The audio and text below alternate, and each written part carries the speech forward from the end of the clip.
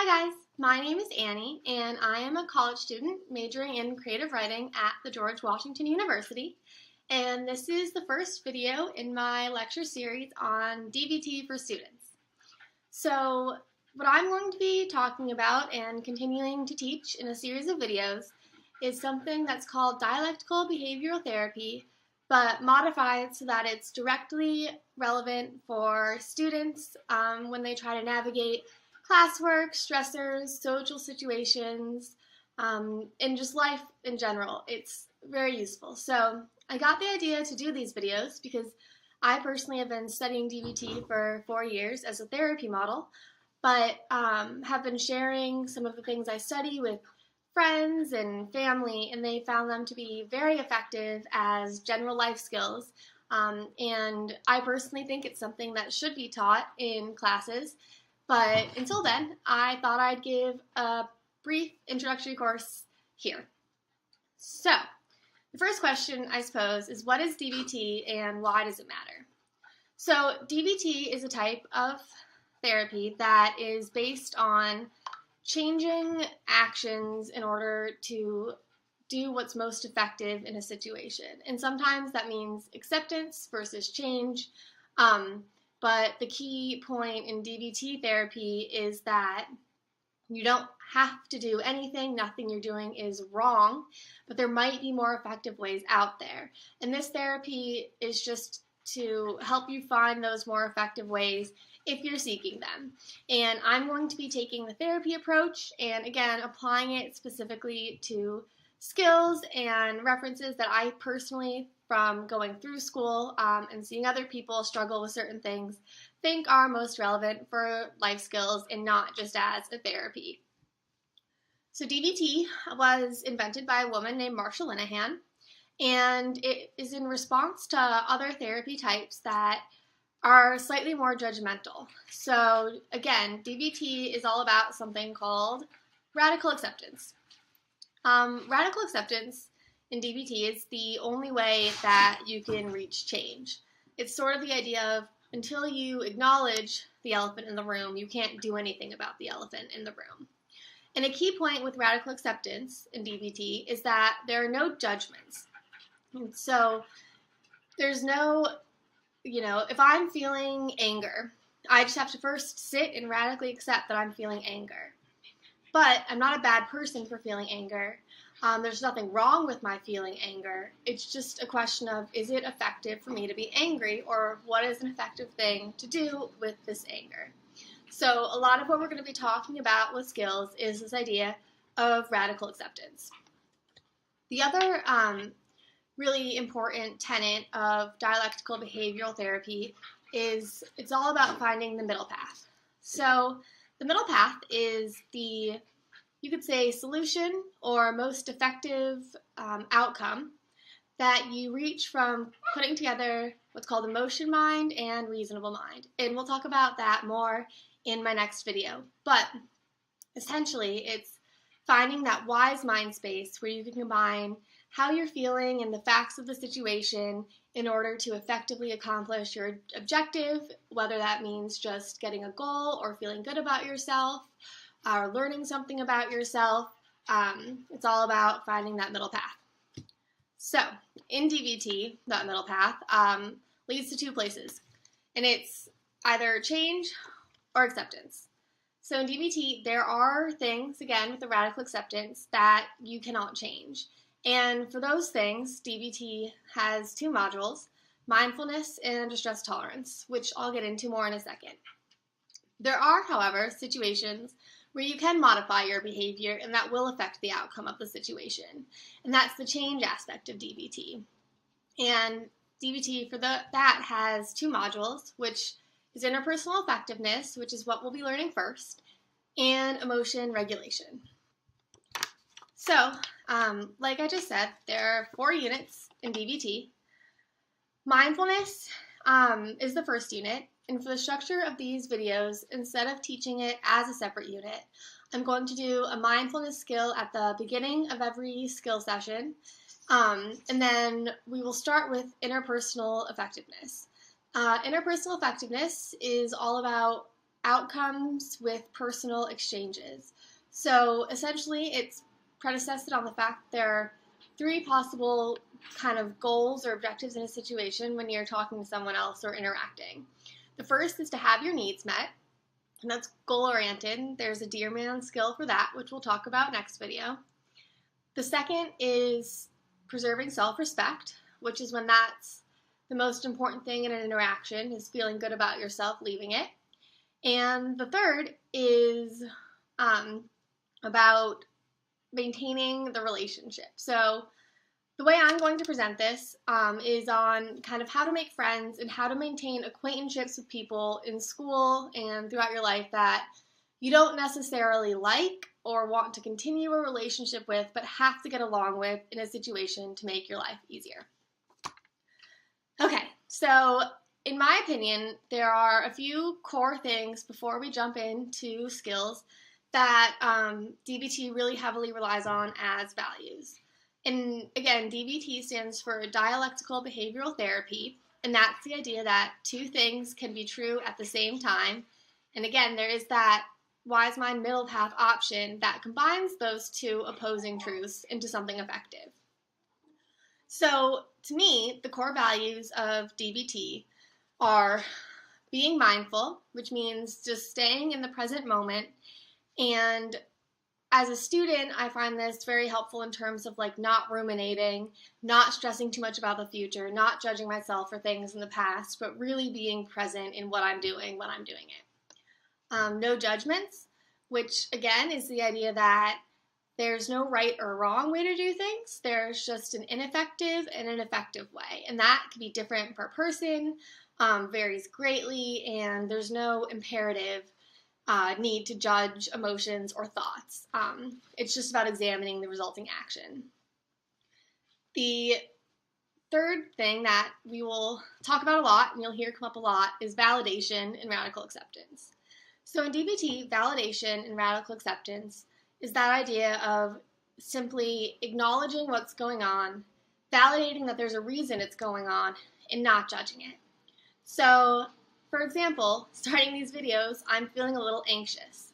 So I have to just radically accept that I'm feeling anxiety and validate that that anxiety is merited. There's nothing wrong with that anxiety, and it makes sense that I'm feeling that anxiety because this is something new that I'm starting that I'm a little nervous about. So that's validation, and that word will come up a lot. So the other thing that I think is really important about DBT is it's based on doing what works. Again, this isn't a strict formula for right or wrong outcomes or right or wrong behaviors. This is a way to teach people how to get the most out of their experiences. Again, some skills will work for some people, some won't, some things will be more effective or less effective, but the point of DBT is taking what works for you and making that a part of your life. And then the other big thing to remember as we move forward in DBT is to avoid black and white thinking. And that goes back, again, to the middle path situation. But in DBT, we really try to stay away from extremes. So all or nothing thinkings, like, if I fail this test, I'm going to fail the class, I'm never going to get into college, and then my life will be meaningless. Like, that's an example of black and white thinking. And in DBT, we believe that there are a lot of different ways to have a meaningful life and to reach certain objectives, that there is no kind of ultimate failure or, ultimate success. Everything is somewhere in the middle, and to think in black or white terms is only to limit yourself and set yourself up for feeling some unpleasant emotions later. So, for most videos, the structure, again, will work with me starting on a mindfulness skill, which I'm going to skip today because we've talked a little bit about it, and then moving into the skill of the day. So we're going to start with interpersonal effectiveness, but before doing that, I think it's important we learn a DBT skill that kind of carries through all 4 modules, and I think is a good example of what DBT is and also kind of how the thinking around DBT works. So that skill is called a chain analysis of problem behavior. So when do you use a chain analysis, and what is a chain analysis? Good questions. So a chain analysis is used when you've acted on a behavior that might not have been very effective in the situation. So some classic problem behaviors would be something like avoidance, conflicts, maybe using substances, not effectively using time. I mean, it can range from extremes to little things every day, like snoozing your alarm an extra 5 minutes could be a problem behavior if it's making you late for class. So a problem behavior is just something that's getting in the way of you living your best life. And in this lecture series, we're going to talk a lot about behaviors that are getting in the way of school and social life running as smoothly as it might be able to. So all of the skills are pretty much adapted from Marshall and Hand's DBT workbook, which is more geared towards therapy uses and psychiatric disorders. I think it's relevant for everyone, but I've modified them a little bit just to make it easier for, I think, the general population, especially students. So this chain analysis diagram is the one she uses in the book, which I will run through, but I've come up with my own 5 steps that I think make it a lot easier to go through as a student. So I'm going to give an example of a story, sort of, and then we can look at that through the lens and do a chain analysis on it. So say that I'm a high school student and I have a test in English tomorrow. And tonight, instead of studying, hang out with friends, I stay up late, and because of that, tomorrow I oversleep, I don't have time to get breakfast, I'm really disheveled running out the door, I forget my materials, I'm feeling overwhelmed, and then I skip class, so I don't have to take the test. So that's going to be our situation. Okay, so let's use Marsha's DBT chain first. So what's the problem behavior in this? Well, the problem behavior for me would have been the avoidance, would have been skipping class. So you start always with identifying the problem behavior, and then you sort of work backwards. And the goal of this skill is to figure out what went wrong or what wasn't effective in certain places, and if there's a way to improve that for a better outcome in the future. So, after looking at the problem behavior, we go to what was the prompting event, which is right here. And those are kind of the links in the chain that lead up to the problem behavior. So in standard DBT, you really run through almost everything that led up to that problem behavior, but for the sake of, this DBT style, I think that if you know what behaviors are directly related to the problem, you can just examine those, but if you don't, you can always write down sort of everything that happened before then and figure it out later. So for this case, I know that my prompting event was essentially that I didn't feel prepared for the test. So that's the prompting event, and the links within that are I didn't feel prepared for the test because I stayed up late, I hung out with friends, I didn't study, I was running late, I didn't have breakfast. Let's say I also tripped and fell because I was disheveled going into the classroom, I didn't have a pen, and finally I hit maximum overwhelmed feeling and avoided it. So those would be the prompting events. So then you look back and think about vulnerability factors, which is number 3. So the question there is, what in my environment or internally made me more prone to use avoidance instead of to be able to go take the test even with the circumstances? So in this case, some vulnerability factors would be lack of sleep because I stayed up late, which is huge for me. Probably hunger. I get really hangry, and if I don't eat breakfast, I'm not going to perform well on a test or exam. That feeling of embarrassment when I tripped and fell, that finally tipped things over the edge in terms of how much emotion I felt I could handle in that moment, would be a vulnerability factor. The difficulty of the course, if it was a hard test and I couldn't just wing it, that would be a vulnerability factor. And the fact that I wasn't prepared and didn't have the materials I needed would be a vulnerability factor. Again, so these are things that you don't necessarily have control over anymore. We'll talk about ways to prevent them in the future, but they're the things in your environment or internally that make you more susceptible to using a problem behavior rather than coping skills.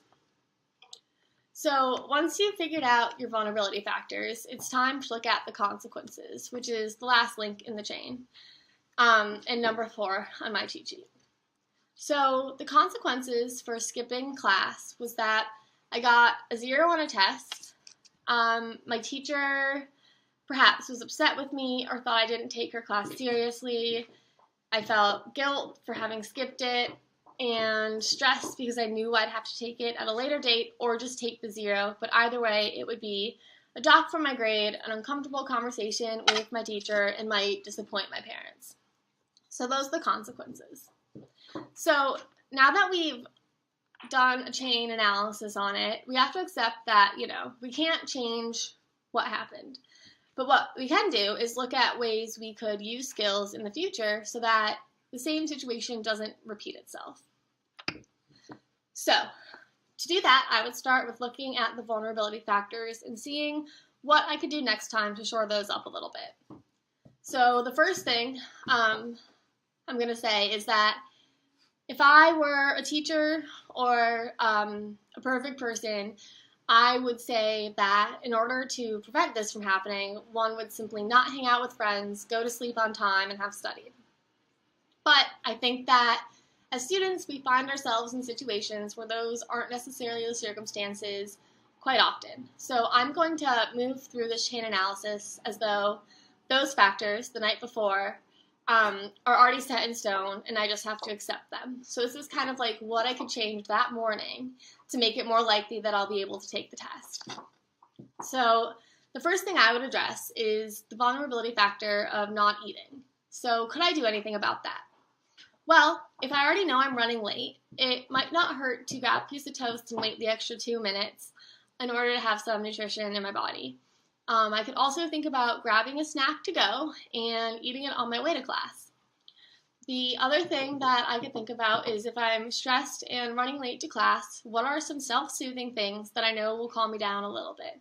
So for me, that would be listening to music on the way to class. But for some people, that might be just enjoying the silence, or studying a little bit, or reading a book, or talking to a friend, or making a cup of tea, just something that sets you up to be in a stressful situation, but at the most relaxed position possible entering it. So the other vulnerability factor was that I didn't have the materials I needed. So in the future, when I realize I don't have a pen, instead of panicking over it, it might be more effective to text a friend, even from the ride over, and ask to borrow a pen to make sure one will be there, or to ask a couple people once I get to school, or even once I'm in the exam to ask my teacher. But I think personally for me, I would feel the least amount of stress if I had a writing utensil before walking into the classroom, which is a pretty easy goal, I think, to meet. So the other thing would be, for me, pausing to be mindful of my own health, which has to do with a lot of the sleep and the food, but also tying my shoes so I don't trip. And that, again, involves just being mindful for a second, realizing your surroundings, and kind of cinching that up. And knowing me, I would probably trip and fall even if my shoe is tied. So I would, in order to shore up that vulnerability of embarrassment, probably make a joke out of the situation, just to kind of lighten things up and be able to laugh at myself. So with all of those sort of slight changes being made, that the prompting event wouldn't necessarily occur the same way, and maybe I'd still feel really overwhelmed and stressed going into the test because I'm not prepared for it. But I'd at least have some adequate nutrition, so my brain would be working a little better. I would have calmed myself down a little on the way so that stress might have been mitigated. And I either would have avoided the feeling of embarrassment or, again, mitigated it by making a joke out of the situation. And that might be enough to get me to take the test. Because, like I said, the consequences for not taking the test or getting a 0, possibly disappointing your parents, and upsetting your teacher. If I at least go in and take the test, I could only get one question right, but that's already better than a 0. Plus, my willingness to go to the test, even with the extra circumstances, definitely would be more impressive to a teacher and would give you more leeway, I think, to request a makeup test or to do extra credit or to at least start a conversation about that exam. So that's the idea of a chain analysis. In next video, we'll be talking about sort of what you would do if you wanted to ask that teacher for a request. We'll be doing interpersonal effectiveness, starting with getting what you want. That was sort of a lot of information and an overview of DBT, but I hope you'll stick with me as we move through. I think that you'll find it's very applicable and just incredibly helpful life tips. And the other disclaimer I'd like to give is I know personally as a high school student, probably even into college, videos like this or skills or anything that had the word probably like therapy based in it, I would have possibly avoided or thought was, kind of infantilizing, or I don't need someone to tell me what to do. But the beauty of DBT is that no one's going to tell you what to do. No one's going to tell you what's right or if what you're doing is wrong. Again, I'm just going to be offering different alternatives for effective behavior if you want to improve or just accept a situation. And the examples I will be using are going to seem at times maybe a little trivial because I think that's the easiest way to teach a skill. But in the therapeutic world, dialectical behavioral therapy is used to treat some of the most serious mental illnesses in some of the most severe cases and in a whole host of different environments. So while I will be presenting these skills in a more lighthearted way as ways to sort of better your educational experience, your social friend group, and just in general make life kind of more effective and easier for students kind of trying to get through their formative years. This therapy does have extreme success with all populations of people so far, and certainly isn't something that's easy to learn or easy to practice, but it's definitely attainable to try. And the skills might not work the first, second, or third time. I've been studying it for 4 years, and I still sometimes have difficulty with them. So just hang in there and maybe try it out. Give it a shot because there's nothing really to lose. So again, please tune in next time when we talk about interpersonal effectiveness. Bye.